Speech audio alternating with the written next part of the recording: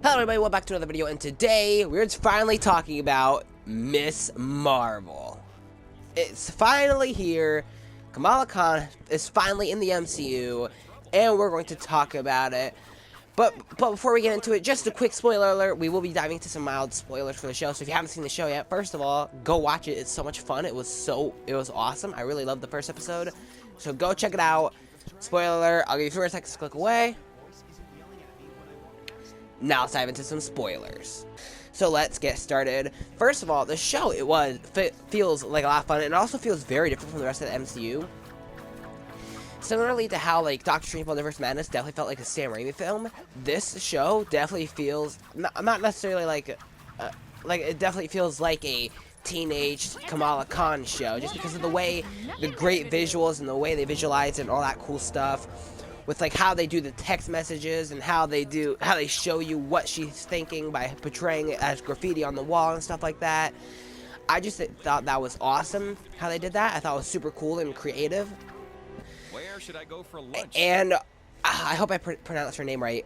Iman Vellani, I hope I pronounced her name right. The actress who plays Miss Marvel is Kamala Khan. She is Kamala Khan. First of all, what I found awesome is how she kind of is Kamala Khan in real life, because she is a huge fan of Marvel comics and the MCU, and one of her favorite characters was Miss Marvel. She even cosplayed as Miss Marvel when she was younger, and now she's playing a character who loves Marvel, who loves the characters, and who cosplays as Captain Marvel and finally gets her own powers, just like she's finally in the MCU.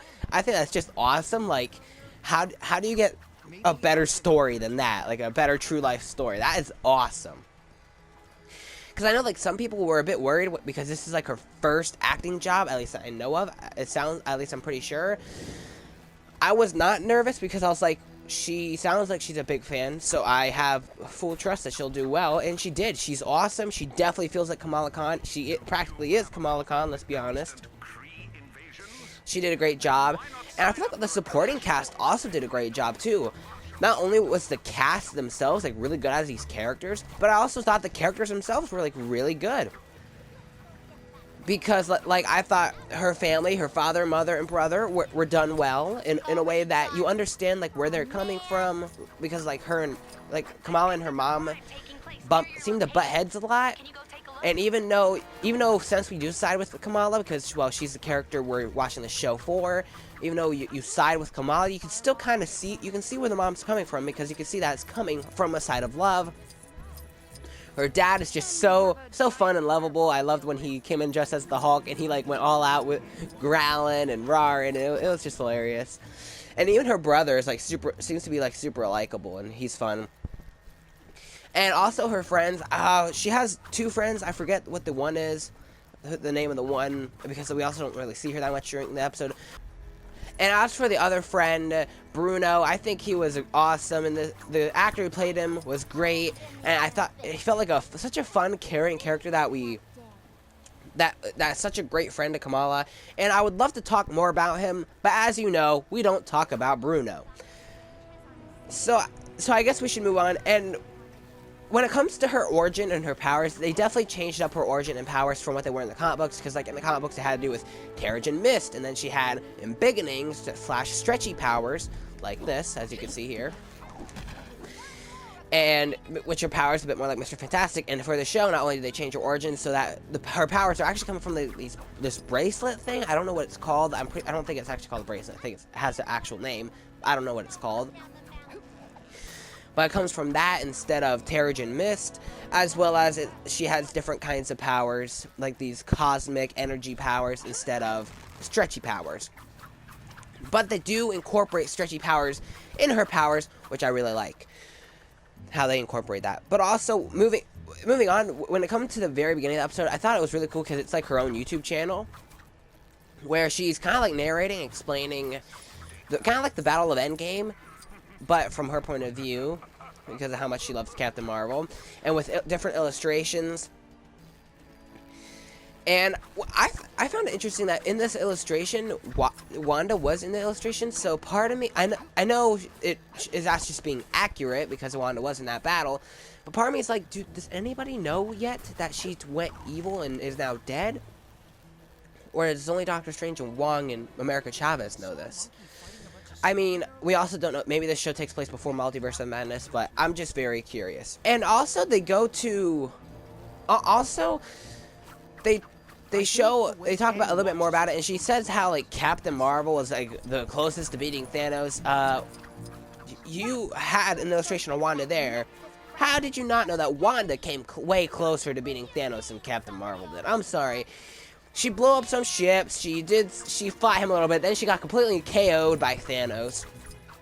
Wanda was the only one who came even closer to defeating him until he cheated with missiles, I'm just saying, but whatever. Her favorite's Captain Marvel, I guess. And then they go to Avengers Con, which was super cool because there's also like a whole bunch of Easter eggs in the background relating to the MCU, as well as some stuff relating to some comic book. There were some comic book references back there too. And one of the things that was cool that was there is that they had a memorial there that had a picture of Black Widow and Iron Man, and it says, "Thank you for your sacrifice." I mean, where's Vision? He died in the Battle of Infinity Wars. I'm just saying. What about poor Vision?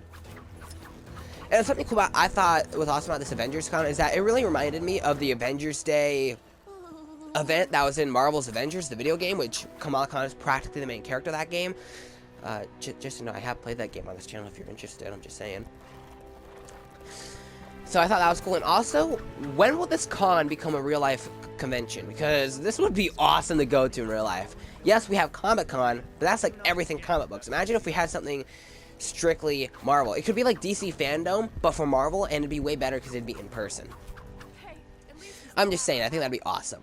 But I also think that the fact that Natasha was in the memorial and they knew that she sacrificed herself, this brings up the question for me personally is, if everybody else knows that Natasha sacrificed herself, how did Yelena not know in Hawkeye? If everyone knows that she sacrificed herself, then how did Yelena not know, and why was she still going after Clint? Unless she didn't believe the fact that everyone had morals and stuff like that showing that she sacrificed herself, but you know, whatever, I guess. Who knows? Also, I do find it kind of strange how everybody seems to know a lot more about Captain Marvel now than they did. Because if you think about it, besides Endgame, she was never really on Earth doing stuff that was known to the public. In Captain Marvel, which was in the 90s, when she did do stuff on Earth, the only people who really knew about it was S.H.I.E.L.D. I mean, some civilians knew, but not very many, and it wasn't that big of a deal, or else it would have been a huge deal throughout all of the 90s into the 2000s and stuff like that. But, oh well, I guess. But we might know how people know about the Battle of Endgame, because apparently, according to this, there's a podcast in the MCU that Kamala listens to, and that is called Big Me, Little Me, which is Scott Lang's podcast, which means Scott Lang, Ant-Man himself, started a podcast in the MCU after the Battle of Endgame. And all I know is I hope this isn't just a throwaway joke. I really hope they bring this up in Ant-Man 3 Quantumania, just because I really want them to bring it up. Like, have the opening of the film be like him doing his podcast, being like, oh yeah, I was in this battle fighting Thanos and I totally saved everyone. I just think that'd be the best thing ever. Or, you know, it would be even better, on his podcast, have him be like, oh yeah, and here's my friend Luis to explain to you how I saved the world and fighting Thanos. And have Luis tell the story of the Battle of Endgame. That'd be the best thing ever, but I guess we'll see if it happens or not.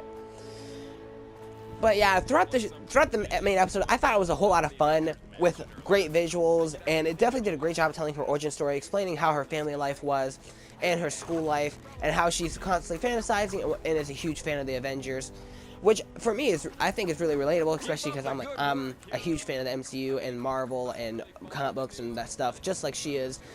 So that's awesome. And yeah, I thought this episode was a lot of fun and really great.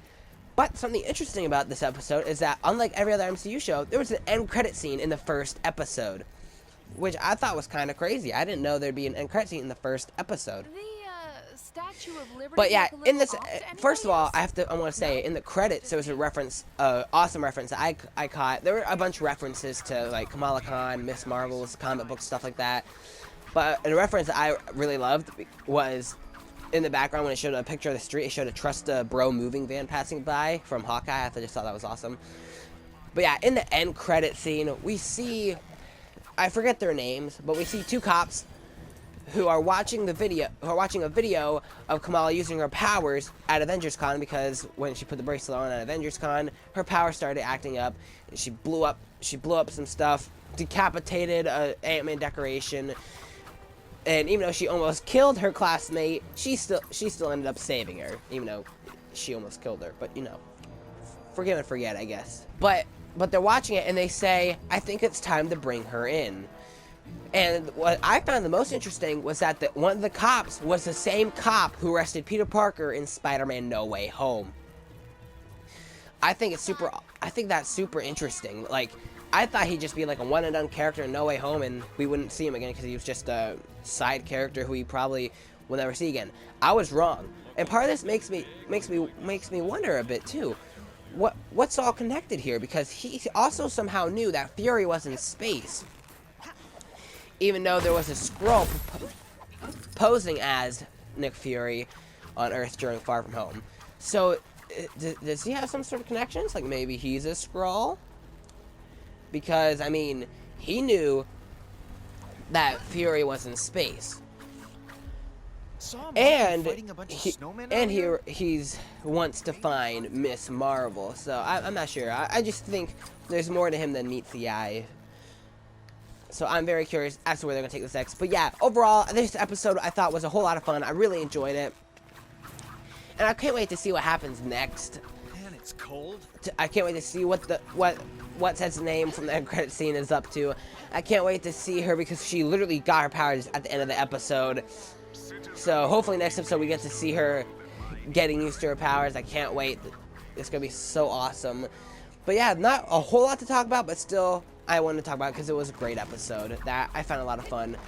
And similarly to Moon Knight, I feel like this is one of the shows that has the best, a great pilot, or I guess not pilot because we know the show's continuing, but a great first episode where it really hooks you in and it makes you want to watch the entire show, like some of these Disney Plus shows. But yeah, so what did you guys think of this episode? Did you love it? Did you hate it? Did you think it was okay? Are you excited to see what happens next? How do you feel about them changing Kamala's origin and powers? Do you hate it? Do you love it? Or do you not really care? I think it's okay. I'll accept it. I wasn't the biggest fan of it, but I guess I can accept it. Kind of have to, no choice, really. And did you think Amal Vellani, I hope I'm pronouncing that name right, was a perfect Kamala Khan? Because I think so. Yeah, and I hope to hear what you guys think down in the comment section below. If you want to see more videos like this, please start hitting the subscribe button. I've reviewed a bunch of shows like WandaVision, Hawkeye, and Moon Knight, as well as movies like Multiverse of Madness, Black Widow, and more. And if you like this video, please hit like, and if you stay subscribed so you can catch up whenever I do reviews for the rest of the Miss Marvel episodes. Thank you so much for taking time to watch, and I hope to see you guys in the next video. Bye!